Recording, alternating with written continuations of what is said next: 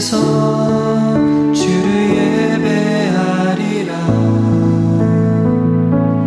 아무도 찬양하지 않네.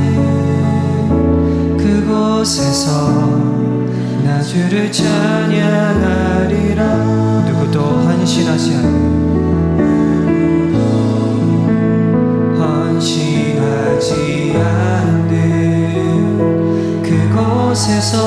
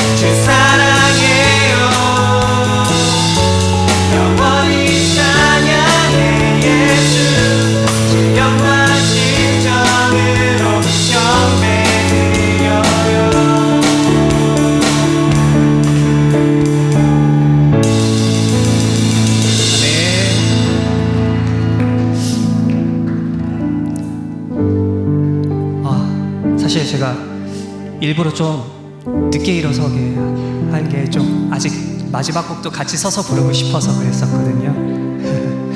불편하지 않으신 분들만 같이 마지막 서서 찬양 올려드리겠습니다. 영원한 사귐에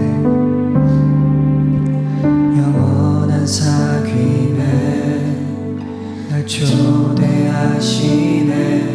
주님을 누리며 사는 것, 날 지으신 대로, 날 부르신 대로 주님과 함께 걷는 삶. 다시 한번 영원한 사귐에 날 초대하시네. 영원한 사귐에 날 초대하시네. 주님을 누리며 사는 것,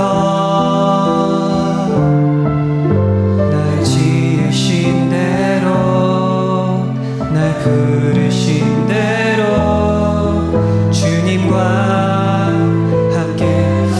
이것이 영원한 삶입니다. 이것이 영원한 삶, 이것이 영원한 삶, 참 하나님과 그 아들 아는 삶.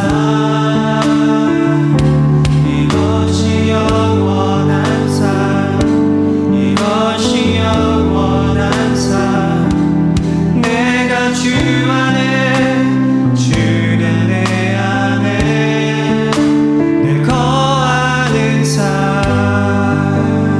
다시 한번 차겠습니다. 영원한 사귐, 영원한 사귐에 날 초대하시네. 주님을 누리며 사는 것,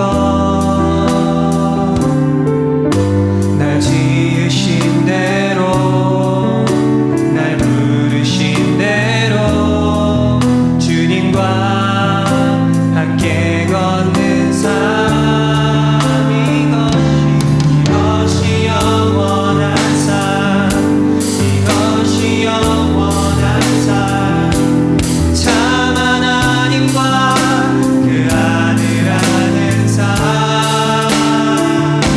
이것이 영원한 삶, 이것이 영원한 삶. 내가 주 안에, 주는 내 안에. 이것이 영원한 삶, 이것이 영원한 삶, 참 하나님과 그 아들 아는 삶. 이것이 영원한 삶, 이것이 영원한 삶.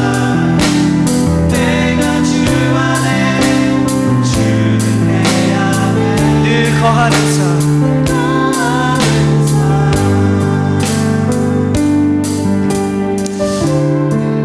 시간에 우리 기도드릴 때에 주님, 제가 주님과 함께 걷고 당신을 아는 것이 참된 삶이라고 제 마음으로 고백하는 시간 될 수 있게 도와주시옵소서. 제가 주님께서 초대해 주신 그 삶으로 나아가게 하시고 참된 평안을 주 안에서 누리기 원한다고, 그리고 이 예배와 또한 우리 말씀 전해 주신 우리 목사님을 위하여서도 계속해서 힘 부어주시고 기쁨 부어달라고 이 시간에 함께 기도하며 나아가겠습니다. 기도하겠습니다. 주님,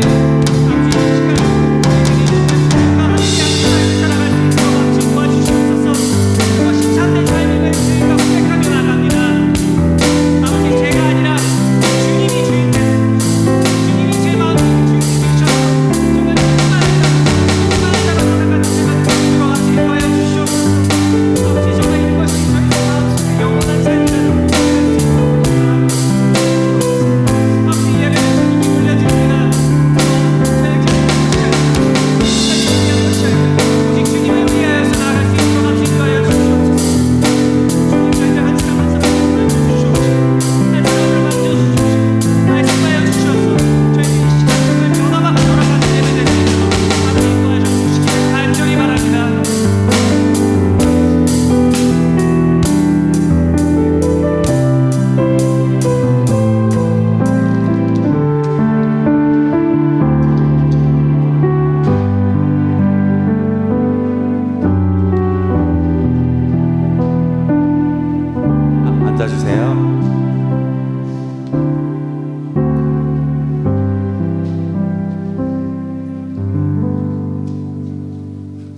하나님 아버지, 제가 요즘 분주한 마음과 스케줄에 대표기도 준비를 하지도 못했습니다. 하지만 이 앞에서 제가 온전히 주님께 드리는 대표기도자로 기도를 해보겠습니다.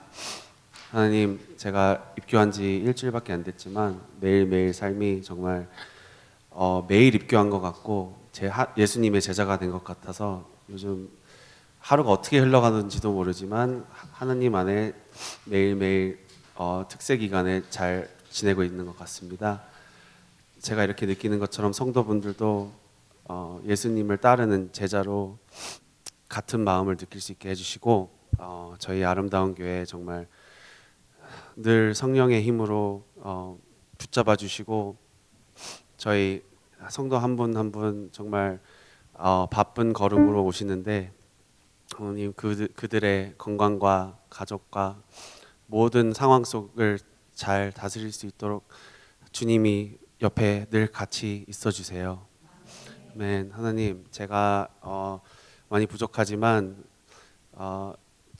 제가 죄인이고 저희 모두 같은 죄인임을 늘 깨닫게 해주시고 목사님, 박 목사님, 권 목사님 그리고 저희 교회 섬기는 모든 분들에게 정말 지혜와 명철을 주셔서 그 어떤 상황들이 닥쳐도 주님 하나 의지하고 모든 상황, 복잡한 상황들을 잘 파헤쳐 나갈 수 있는 그런 지도자들 되게 해주세요.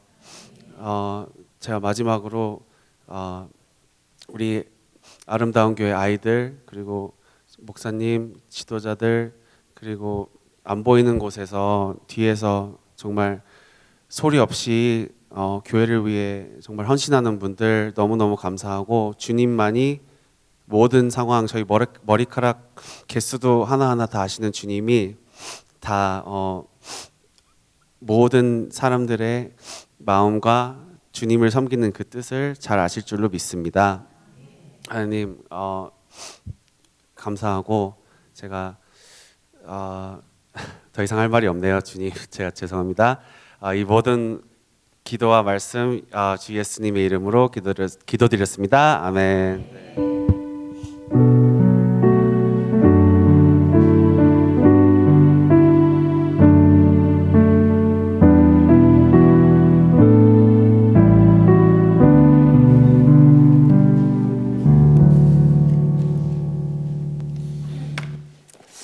자, 오늘 하나님께서 우리에게 주시는 말씀은 마태복음 14장 22절부터 32절까지 말씀입니다. 제가 가진 성경으로 신약성경 24면에 있습니다.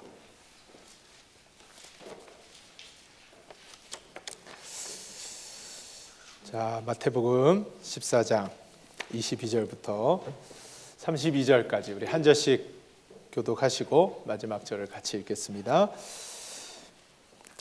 예수께서 즉시 제자들을 재촉하사 자기가 무리를 보내는 동안에 배를 타고 앞서 건너편으로 가게 하시고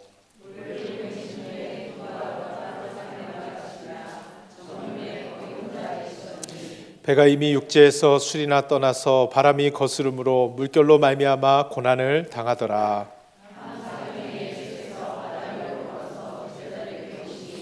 제자들이 그가 바다 위로 걸어오심을 보고 놀라 유령이라 하며 무서워하여 소리 지르거늘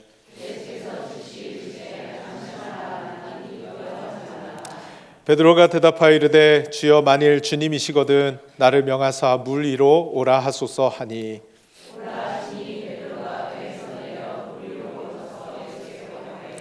바람을 보고 무서워 빠져가는지라 소리질러 이르되 주여 나를 구원하소서 하니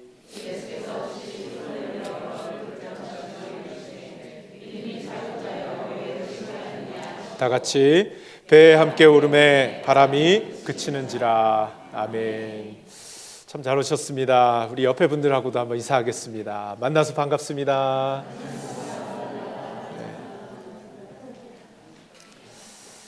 예, 우리 아름다운 교회 성도님 여러분들 또 오늘 처음 뵙는 분들이 많이 계신데요. 오늘 오셔서 너무 반갑고요. 하나님이 주시는 은혜가 우리 모두에게 있기를 간절히 소원합니다.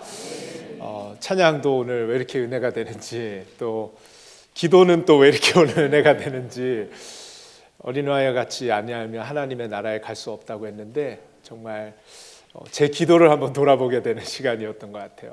그래서 오늘 기도도 참 은혜 많이 받았습니다. 우리 주님께 시선을 고정하라라는 말씀의 제목으로 함께 또 말씀의 은혜 같이 나누었으면 좋겠습니다. 자, 여러분 한번 이런 상상 해본 적 있으세요? 만약에 세상에 하나님이 계시지 않다면 세상은 어떻게 될 것인가? 하나님이 계시지 않다면 세상은 어떻게 될 것인가? 좀 철학적인 답변이 될지 모르겠지만 저는 이렇게 생각해 봅니다. 세상은 목적을 상실하게 될 것이다. 목적을 상실할 것이라는 것이죠. 여러분 혹시 목적을 상실하는 고통을 느껴본 적이 있으십니까? 이 목적을 가진다는 것, 이것이 얼마나 소중한 것임을 생각해 본 적 있으십니까?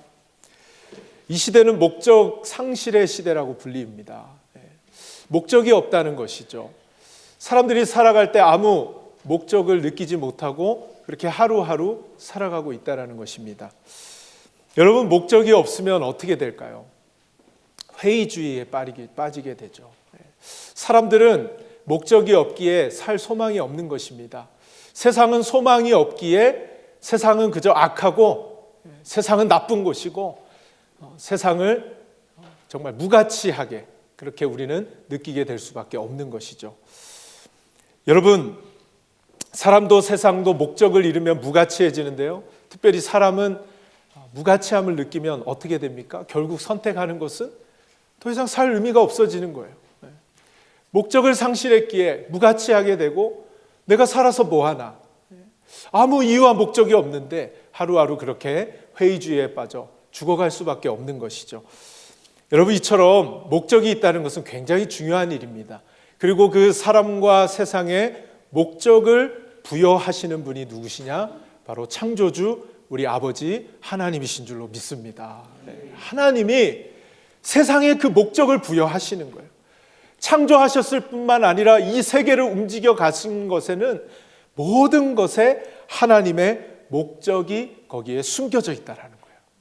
여러분 한 사람 한 사람에게도 하나님이 여러분을 향한, 여러분 인생을 향한, 가정을 향한, 자녀를 향한 목적을 가지고 계심을 꼭 마음에 믿으실 수 있게 되기를 간절히 소원합니다. 목적이 있다는 것이죠. 근데 여러분 목적이 있으면요, 우리의 삶에 아무리 힘들고 어려운 일이라 할지라도 그것이 목적이 있다는 것을 깨달으면 그 아무리 힘들고 어려운 일도요 별로 힘들지 않게 우리는 갈 수 있는 거예요. 목적이 없기 때문에 힘든 것이죠. 그래서 오늘은요 하나님이 먼저 우리에게 알려주시길 원하시는 것은 목적이 있다는 것이죠. 여러분 모든 하나님이 하시는 일에 목적이 숨겨 있는데 오늘 하나님이신 예수님, 우리가 만나는 이 예수님도 목적을 가지고 오늘의 이 이야기들을 펼쳐나가고 계십니다. 여러분 오늘 말씀 22절을 보면요 제자들을 앞서 건너편으로 배를 타고 보내셨다라고 말씀하십니다. 앞서 보내셨다라는 거예요. 어떻게 보면 이렇게 빨리 지나갈 수 있는 짧은 이 두 글자 앞서라는 단어 속에서 예수님이 목적을 가지고 그들을 보내셨음을 알게 됩니다. 여러분 앞서라고 말씀하심으로 앞서 보내셨다는 건 어떤 거예요? 내가 뒤따라 가겠다라는 것이죠. 그래서 앞서 보내신 거죠. 그래서 이 앞서 보내신 것 분명한 예수님의 목적이 거기에 숨겨져 있는데요. 그렇다면 예수님은 왜 제자들을 앞서 건너편으로 보내셨을까 하는 질문이 생겨나는 것입니다. 여러분 예수님은 오병이어의 기적 후에 사람들이 막 몰려들었습니다. 다칠 수도 있는 그런 상황들이었어요. 그래서 또 예수님이 가장 좀 경계하시고 조심하셨던 것 중에 하나가 사람들이 자기를 높이고 영광스럽게 만드는 일을 예수님은 의도적으로 자꾸만 피하세요. 그래서 급히 제자들을 건너편으로 앞서 보내시고 예수님은 무리를 다 정리를 하신 다음에 기도하러 산에 올라가십니다. 그리고 저물게 됩니다. 그 다음 예수님은 이 제자들에게 찾아가시는데 그때 무슨 일이 벌어집니까? 제자들이 타고 가던 배에 바람이 불어치게 되고 물결이 요동치게 되면서 배가 뒤집힐 것 같은 그런 상황을 제자들이 맞이하게 되는 것이죠. 다시 말해 제자들은 고난을 당하고 있는 그런 상황을 맞이하게 된 것입니다. 그래서 예수님은 이 제자들을 앞서 보내시면서 그들 혼자 있음으로 당하는 이 고난을 통해 예수님이 하고자 하시는 일이 있으셨던 거예요. 목적이 있으셨다라는 것입니다.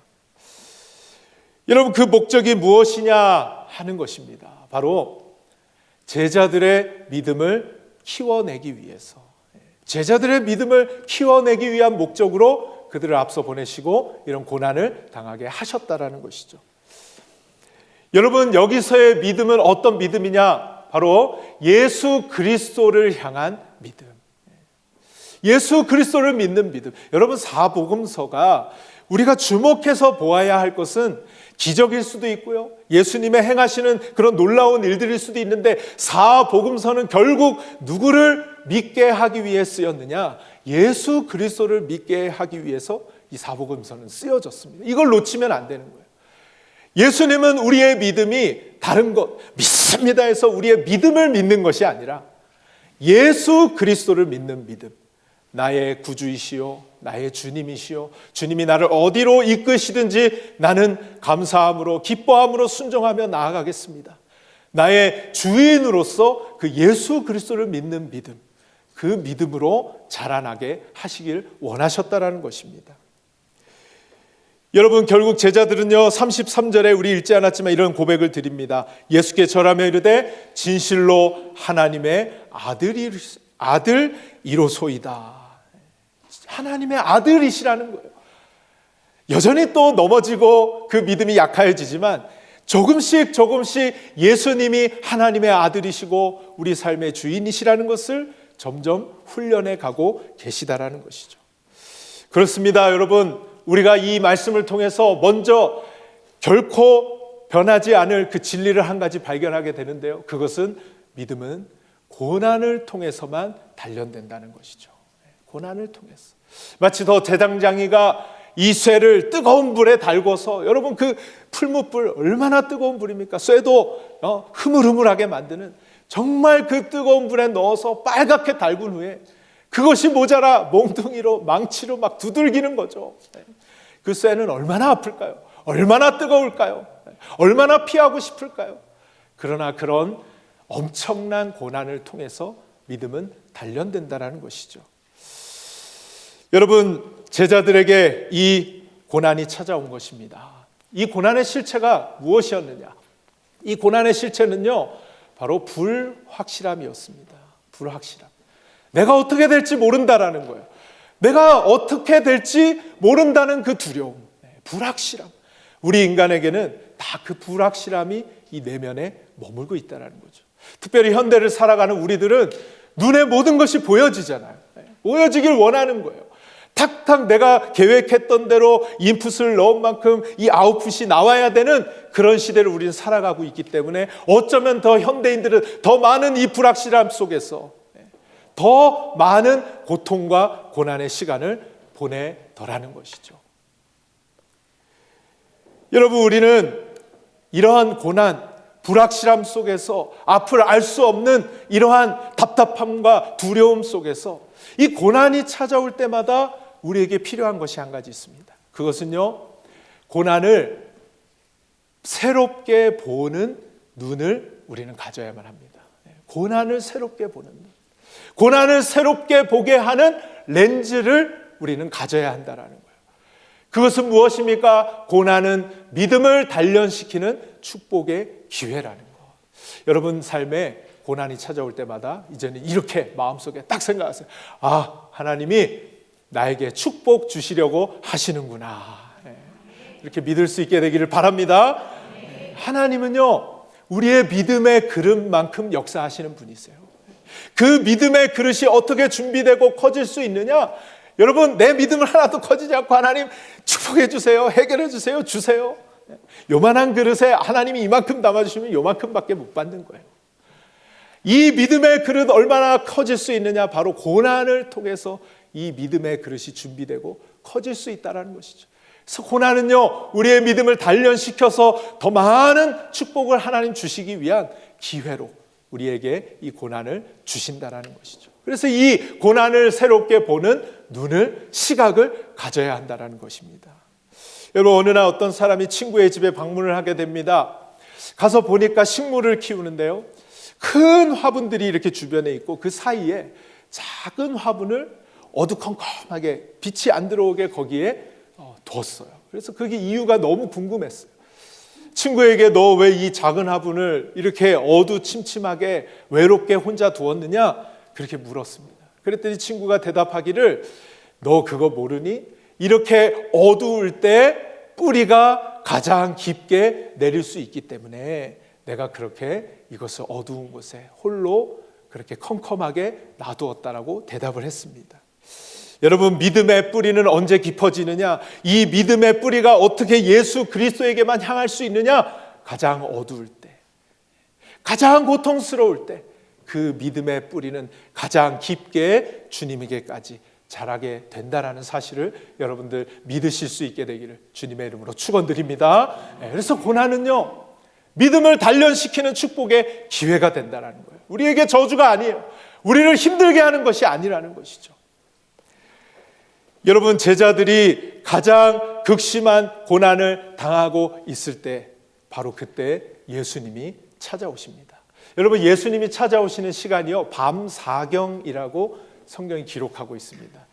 여러분, 유대 사회에서는 밤을 네 가지로 구분을 했어요. 그래서 1경, 2경, 3경, 4경으로 구분을 해서 저녁 6시부터가 밤이 시작되는 시간입니다.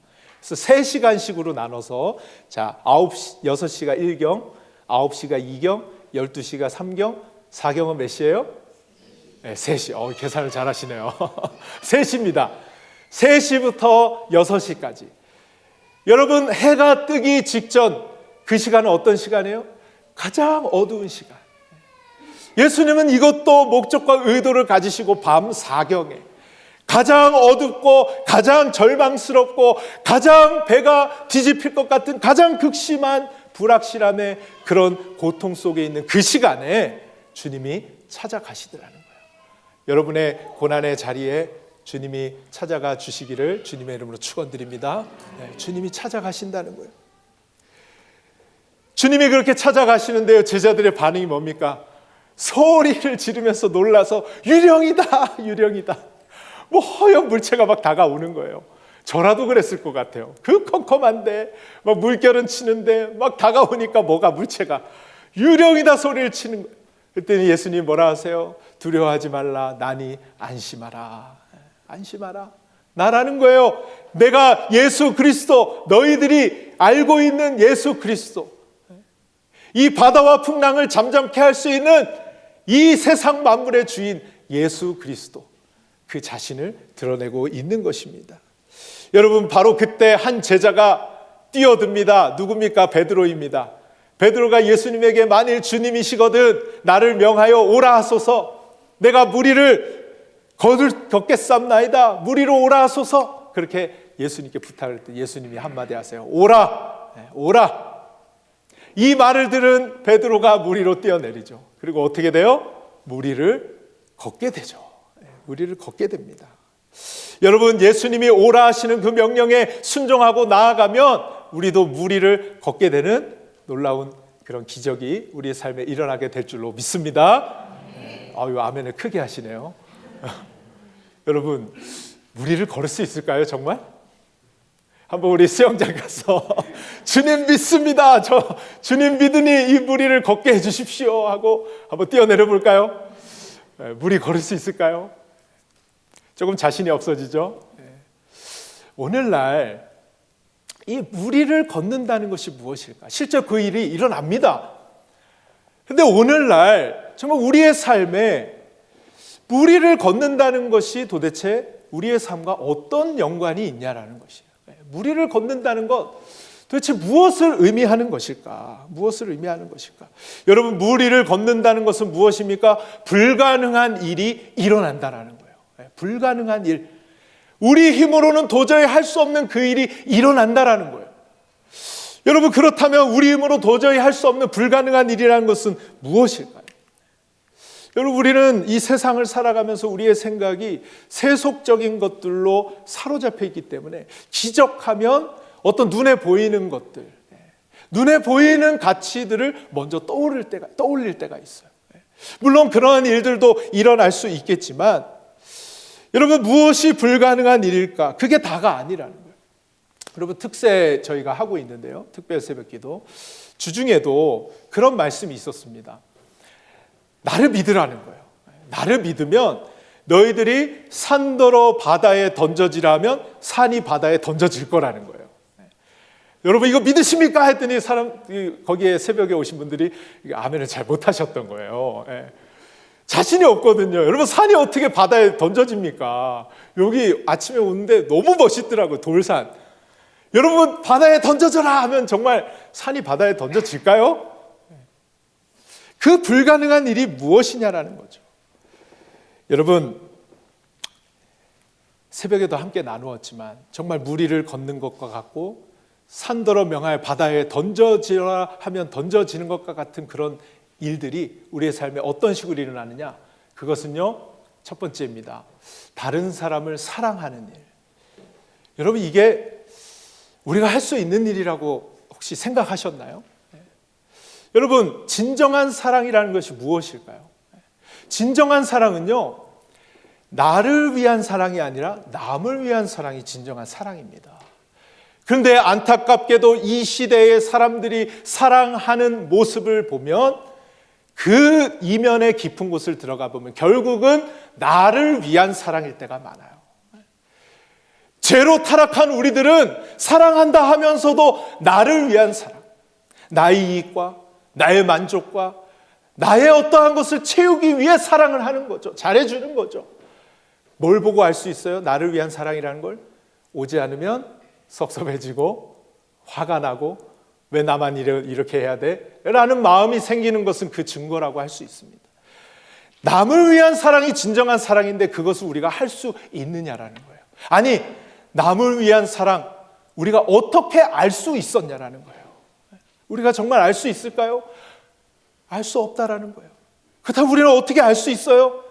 주님이 먼저 우리를 사랑하셨기에, 주님이 먼저 우리를 위해서 십자가에 죽어주신 그 십자가 사랑, 남을 위한 사랑을 보여주시고 체험케 하셨기 때문에 우리는 그것을 알게 되었고 그것을 우리의 삶에 실천할 수 있게 되었다라는 거예요. 그래서 이것이 기적이라는 것이죠. 어쩌면 무리를 걷는 것보다 산더러 바다에 던져져라 명하여 그런 일이 일어나는 것보다 더 일어나지 않는 우리의 현실 속에 남을 사랑하는 일, 남을 위해 사랑하는 일, 이건 정말 불가능한 일입니다. 그래서 오늘 수많은 사람들이 그렇게도 이 진정한 사랑을 경험하지 못해 우리 아이들이, 우리 부모님들이, 남편과 아내들이 비명을 지르고 있는 것 아니겠습니까? 불가능한 일, 바로 이것을 우리가 할 수 있게 된다는 거예요. 여러분, 남을 용서하는 일이 어떻습니까? 제가 수도 없이 들었어요. 제가 어떻게 그 놈을 용서합니까? 저는 절대 못합니다. 절대 못한다는 거예요. 근데 그렇게 말씀하시는 분은 오히려 솔직하신 분이라는 생각이 들었어요. 어떻게 가능합니까? 안 돼요. 우리의 힘으로는 할 수 없는 일이에요. 그러나 그 일이 일어날 수 있다라는 것이죠. 여러분, 감사할 수 없는 상황에서 감사하는 삶, 기뻐할 수 없는 상황에서 기뻐하는 삶, 이러한 것들이 우리의 힘으로 할 수 없는 도저히 불가능한 일들이라는 것이죠. 그런데 이러한 일들이 우리의 삶에 일어나고 우리의 삶의 변화의 모습으로 나타나게 될 수 있다는 것입니다. 그것이 오늘날 현대판 물 위를 걷는 기적임을 여러분들 믿으시길 바랍니다. 네. 여러분, 이런 일들이 정말 세상에 일어난다면 어떤 일들이 일어날까요? 정말 우리 크리스천으로서 예수님이 우리에게 보여주신 이러한 놀라운 삶이 우리의 삶에 일어난다면 우리 주변은 어떻게 될 것이냐라는 것이죠. 여러분, 이런 일들이 어떻게 가능하게 되었습니까? 주님께 시선을 고정할 때, 주님만 바라보면서 갈 때 베드로가 물 위에 걸을 수 있었던 것처럼 우리의 삶에 이런 놀라운 변화들이 주님 바라보며 가면 일어나게 되는 것을 여러분들 믿으시기를 바랍니다. 우리 옆에 분들 바라보면서 주님께 시선을 고정합시다. 한번 인사하시길 바랍니다. 주님께 시선을 고정하면요, 정말 우리 삶의 무리를 걷는 것과 같은 기적이 일어난다라는 거예요. 여러분, 특세를 하는데요, 저희 교회는 3주를 하잖아요. 3주. 야, 시작할 때 목사인 저도 야, 이거 3주 언제 끝나나 이거 할 수 있나 이런 생각이 드는데요, 첫째 날 했습니다. 마이크를 잡고 20분 동안 막 소리를 빽빽 질러가면서 기도 불 좀 붙여보겠다고 막 소리를 질렀더니 몇 분께서 막 연락이 와서 목사님 그러다가 축납니다, 쓰러집니다 걱정을 하시더라고요. 근데 아니나 다를까 둘째 날이 끝났는데요, 몸살기가 확 오는 거 있죠. 날씨는 또 왜 이렇게 추운지 막 몸이 으실으실 하는 거예요. 야, 그래서 집에 가면서 야, 이거 큰일 났구나, 이거 이제 이틀밖에 안 지났는데 이거 큰일 났구나. 그런데 자꾸 제 몸을 바라보면 이거 안 될 것 같은 거예요. 그래서 제가 주님 바라보면서 주님, 이거 3주 동안 제가 해야 되는데 주님 힘 주시옵소서. 주님 바라봅니다. 고쳐주실 줄 믿습니다. 하나님 맡기셨지 않습니까? 사명 끝까지 감당하게 해주십시오 하면서 주님께 매달리고 기도하고 다음날 멀쩡하게 일어나게 될 줄 믿습니다 했는데, 여러분 다음날 일어났더니 어떻게 됐을까요? 어떻게 됐을까요? 하나도 안 아픈 거예요. 하나도 안 아픈 거예요. 주님 바라봤더니 여러분, 제가 여러분들 조금 살면 자기 알잖아요. 내가 이 정도 몸살이면 며칠 가겠구나 이런 거 생기지 않아요? 저는 한 2, 3일 가거든요. 2, 3일 딱. 근데 하루 만에 괜찮아진 거예요. 하루 만에. 주님 바라보니까 그런 일이 일어나더라는 거죠. 여러분, 주님 바라보면요, 주님께 시선을 고정하면요, 우리의 육신에 놀라운 새 힘이 생겨나는 것을 경험하게 돼요. 이상하게 새 힘이 나오는 거예요. 이게 내가 이해할 수가 없는 힘이 나오는 거죠. 머릿속에 선한 생각들로 막 가득 차고요. 그리고요, 정신이 맑아져요. 여러분, 제가 이번 한 주에 정신이 얼마나 맑은지 모르겠어요. 주님만 바라보면서 막 기도했더니요, 마음에 평안이 생겨나고 영혼이 깨끗해지고 다른 사람을 사랑하게 되고 이해하게 되고 기다려주게 되고, 주님을 바라볼 때에 이러한 놀라운 기적의 역사들이 일어나더라는 것이죠. 여러분, 이러한 기적을 맛보며 체험하며 살아가는 저와 여러분 될 수 있기를 간절히 소원합니다. 이게 기적이라는 거예요. 여러분, 그리고 한 가지 더 제가 깊게 묵상하는 가운데 우리가 우리의 힘으로 할 수 없는 가장 불가능한 일이 무엇일까 묵상해 보았어요. 그랬더니요, 그것은 바로 우리의 구원이더라고요. 우리의 구원. 여러분, 다른 것은요, 우리가 착각하며 삽니다. 내 힘으로 할 수 있다라고 착각하면서 그렇게 노력합니다. 그러나 이 구원의 문제에 있어서만큼은 정말 우리가 할 수 없는 불가능한 일입니다. 불가능한 일. 여러분, 이런 그림 많이 보셨죠? 사람과 하나님 사이에는요, 도저히 건너갈 수 없는 넓고 길고 깊은 그러한 차이, 간격, 갭이 존재해요. 여기는 사람의 힘으로는 도저히 뛰어넘어갈 수 없는 그러한 넓은 간격입니다. 여러분, 사람들은요, 선행을 통해서 여기를 넘어가 보려고 해요. 종교를 통해서 열심히 수행을 하고 도를 닦고 그렇게 경지에 올라서 저곳을 넘어가 보려 하는 거예요. 도덕과 윤리로 하나님께 가보려고 하는 것이죠. 그러나 그 어떤 것도 이 죄 때문에 벌어진 이 간격을 메울 수 있는 것이 없다라는 것이죠. 돈도 아닙니다. 명예도 아닙니다. 권력도 아닙니다. 그 어떤 것도 하나님 앞에 나아갈 수 있게 하는 것 없다라는 것이죠. 오직 이것을 뛰어넘어갈 수 있게 하는 것, 딱 한 가지 있다면 주님께 시선을 고정하는 것. 주님을 믿고 주님만 바라보며 나아갈 때에 우리는 하나님이 계신 그곳에 도달할 수 있다라는 것이죠. 그래서요, 우리는요, 시선을 주님에게만 고정해서 가는 거예요. 여러분, 그런 이야기 많이 들으셨죠? 천국에서 만나자고 우리 인사했는데 천국을 갔더니 저 사람은 진짜 와야 되는 사람인데 천국에 가보니까 없더라는 거예요. 없더라는 거예요. 그리고 더 충격적인 거는요, 앞에서 맨날 설교하던 그 목사님이 천국에 가니까 안 와 계시더라는 거예요. 안 와 계시더라는 거예요. 여러분, 우리의 최종, 우리가 바라보고 우리가 가야 할 곳이 어디입니까? 바로 저 영원한 천국인 줄로 믿습니다. 우리가 이 땅에서 아무리 신앙생활을 잘하고 살아도 저 영원한 천국에 우리가 들어가 있지 못한다면 그것만큼 정말 끔찍한 일이 어디 있겠어요? 그것만. 그런데요, 목사가 천국을 보장하는 것 아닙니다. 장로라고 천국이 보장된 것 아닙니다. 집사라고 아무리 우리가 믿음이 막 좋다라고 주변에서 칭찬을 한다고 보장이 되어 있는 게 아니에요. 천국에 갈 수 있게 하는 유일한 그 방법이 있다면 주님만 바라보면서 가는 것. 주님께 시선을 떨어뜨리는 순간 우리는 어떻게 될지 아무도 모르는 사람들입니다. 수많은 사람들이 그렇게 믿음을 떠나갔어요.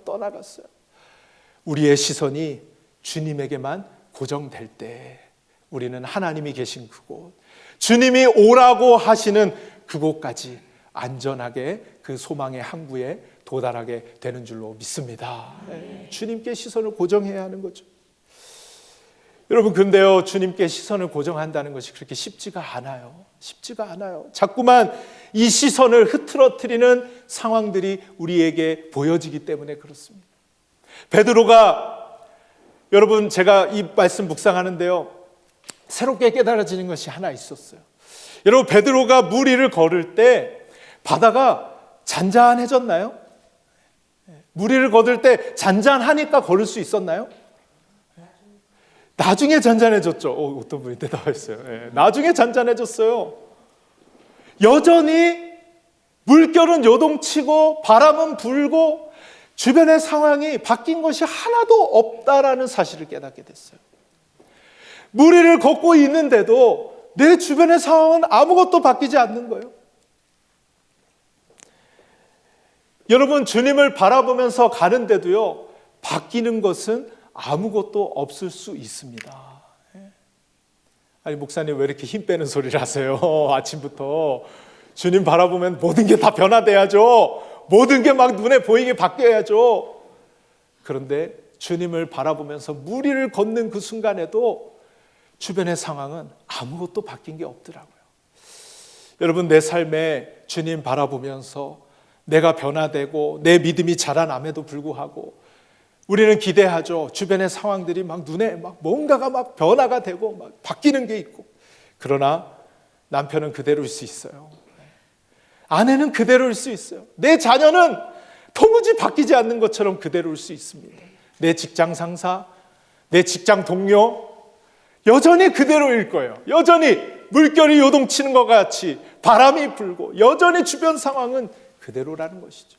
여러분, 우리 교회를 다니다 보면요, 주변의 성도들 바라볼 때 답답한 게 생기잖아요. 나는 정말 노력하고 나는 정말 주님 바라보면서 그 길을 끝까지 가고 싶은데 어떠세요?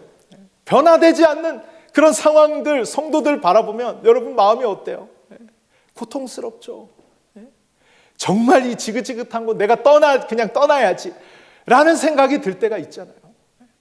그런데 오늘 이 말씀을 통해서 깨닫게 되는 것이요, 주변의 상황이 여전히 그대로더라는 거예요. 그럼에도 불구하고 우리는 어디에 시선을 고정해야 합니까? 주님께만 시선을 고정해야 한다라는 것입니다. 여러분, 그 주님께만 시선을 고정하며 나아갈 때에 우리는 주님의 놀라운 그러한 역사와 기적을 맛보며 살아가게 되는 줄로 믿습니다. 그 기적은 내가 변화되는 거예요. 내 삶이 변화되는 것입니다. 내가 도저히 불가능하게 생각했던 그 일, 그 나의 모습이 변화되는 것이죠. 그렇게 주님의 놀라운 변화의 역사를 내가 경험하면서 갈 때에 나머지는 하나님이 다 알아서, 하나님이 때가 되면 다 알아서 그렇게 바꿔주시고 변화시켜주시고 깨닫게 하시고 놀라운 기적들을 하나님이 만들어 가 주실 줄로 믿습니다. 여러분, 마지막으로요, 저는 이 바다가 마치 우리 인생 전체와 같다는 생각이 들었어요. 제자들이 예수님이 제자들을 바다로 앞서 보내시는 것이 마치, 여러분들 다 생일 있으시죠? 이 땅에 내가 온 그날 있잖아요. 우리는 하나님이 이 땅에 바다에 딱 던져준 것과 같은, 우리 인생 전체가 마치 바다 같다. 오늘 예수님이 제자들을 앞서 보내시는 것이, 이 바다로 보내는 것이 마치 우리의 인생 같다라는 생각이 들었습니다. 거기는 때로는 고요함이 있죠. 그러나 때로는 거칠은 파도가 일어나고 요동치는 그런 상황들이 우리의 삶에 올 때가 있어요. 이 바다는 잔잔함과 거칠음이 공존하는 곳입니다. 공존하는 곳이에요. 그러한 바다 속에서 우리는 무엇에 시선을 고정시켜야 안전하게 주님 계시는 곳에 도달할 수 있을까? 주님께 시선을 고정하는 것만이 우리의 삶의 유일한 해답인 줄로 믿습니다. 구원도, 우리의 삶도, 우리의 가정도, 우리의 모든 문제 가운데도 주님께 시선을 고정할 때에 주님께서 물 위를 걷는 것과 같은 기적이 여러분의 삶에 있게 하시기를 주님의 이름으로 축원드립니다. 축원드립니다. 우리 같이 찬양하겠습니다. 이 찬양으로 우리 함께 다시 주님의 품으로 돌아가 주님의 눈을 맞추며 주님께 시선을 고정하길 원합니다. 기도하는 마음으로 우리 함께 이 찬양 함께 나누었으면 좋겠습니다.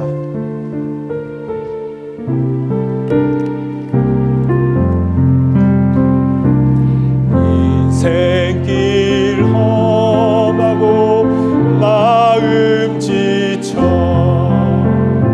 살아갈 용기 없어질 때 너 홀로 앉아서 낙심치 말고 예수님 품으로 나오시오. 예수님은 나의 생명, 믿음, 소망, 사랑 되시니 십자가 보혈 자비의 손길로 상처 입은 너를 고치시. 평생의 모든 꿈 허물어져, 평생의 모든 꿈 허물어져 세상의 짐 다 떠날 때 어둠에 앉아서 울지만 말고 예수님 품으로 나오시오. 예수님은 나의 생명, 믿음, 소망, 사랑 되시니 십자가 보혈 자비의 손길로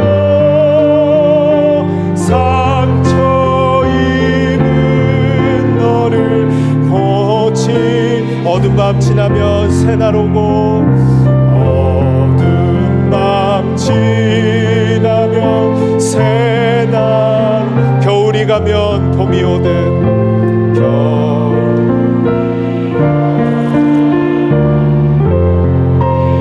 이 세상 슬픔이 지나고 나면, 이 세상 슬픔이 지나고 나면 광명한 새날이 다가오네. 예수님은 나의 생명, 믿음, 소망, 사랑 되시니 십자가 보혈 자비의 손길로 상처 입은 너를 고치. 십자가 보혈 자비의 손길로 십자가 보혈 자비의 손길로 상처 입은 너를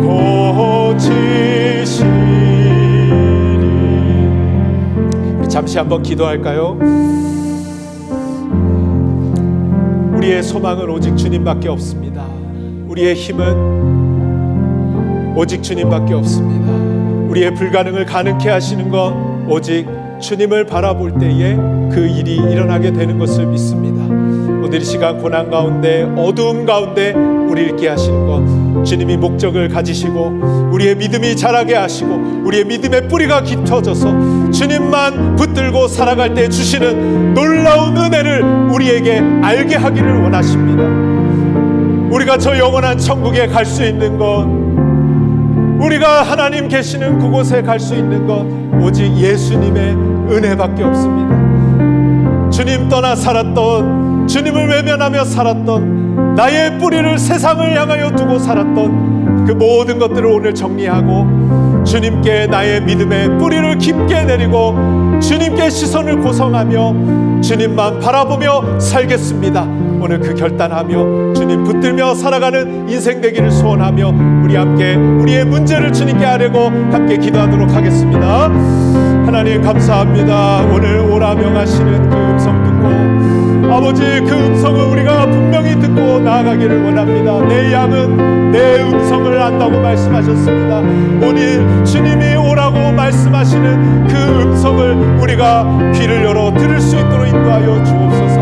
하나님 오늘 이 시간 우리의 눈을 열어서 우리의 영안을 열어서 주님이 계신 그곳을 바라볼 수 있도록 인도하여 주옵시고 주님께로 시선을 고정시키고 나아갈 수 있는 저희들 될 수 있도록 인도하여 주옵소서. 어디에도 평안함을 찾을 수 없었습니다. 어디에도 우리의 마음을 둘 수가 없었습니다. 세상의 친구들 다 떠나고 그곳에 의지하려 했지만 돌아오는 건 상처뿐이었습니다. 하나님 아버지 오직 주님만을 바라보며 주님께만 시선을 고정시키며 아버지 하나님 우리 인생에 그 주님이 주시는 놀라운 평안과 감사와 기쁨과 아버지 우리의 마음속에 넘쳐나는 그 사랑과 용서와 화평과 성령의 놀라운 열매들을 맺으며 살아갈 수 있도록 하나님 아버지 인도하여 주시옵소서. 믿노라 하면서 아버지 하나님 그 믿음조차도 나를 위한 것이었습니다. 주님을 위한 믿음으로 변화되게 하시고 주님을 영광을 위한 삶으로 변화될 수 있는 저희들 되기를 원합니다. 주님만 바라보며 갈 때 주님 우리의 삶을 변화시켜 주시고 주님의 영광이여 달려가는 저희들 될 수 있도록 주님 인도하여 주시옵소서. 주님 도와주시옵소서. 하나님 감사합니다. 오라고 우리를 불러주시니 감사합니다. 내 양은 내 음성을 안다고 말씀하셨습니다. 우리가 그 음성 놓치지 않을 수 있도록 우리의 닫혀진 귀를 오늘 열어주시고 주님이 계시는 그곳 놓치지 않을 수 있도록 우리의 눈에 비늘과 같은 것들이 벗겨져서 오늘 그 부활의 주님을 분명하게 바라볼 수 있는 믿음의 눈으로 우리의 눈을 변화시켜 주시옵소서. 우리의 입술은 늘 불평하고 원망하고 다른 사람을 정죄하고 비난하는 입술이었습니다. 보혈로 우리의 입술을 씻어주셔서 하나님을 찬양하는 입술이 되게 하시고 하나님이 사랑하셔서 독생자 아들까지 내어주신 우리의 이웃들을 격려하며 사랑의 말로 일으켜줄 수 있는 입술로 변화될 수 있도록 역사하여 주시옵소서. 하나님 아버지 주님께 향한 그 시선이 흐트러지지 않기를 원합니다. 여전히 변하지 않는 그 상황들 속에서 우리의 시선이 흐트러지지 않고 늘 주님께만 시선을 고정하여 저 영원한 천국 가는 날까지 주님 바라보며 끝까지 승리할 수 있는 우리 사랑하는 모든 주님의 백성들, 주님의 자녀들 될 수 있도록 주님께서 인도하여 주시옵소서. 주님께 감사드립니다. 예수님의 이름으로 기도드립니다. 아멘. 오늘 박근영 집사님 특별 찬양 준비해 주셨는데요. 찬양 가운데 은혜가 있길 원하고 찬양 들으면서 우리 준비하신 헌금을 드리도록 하겠습니다.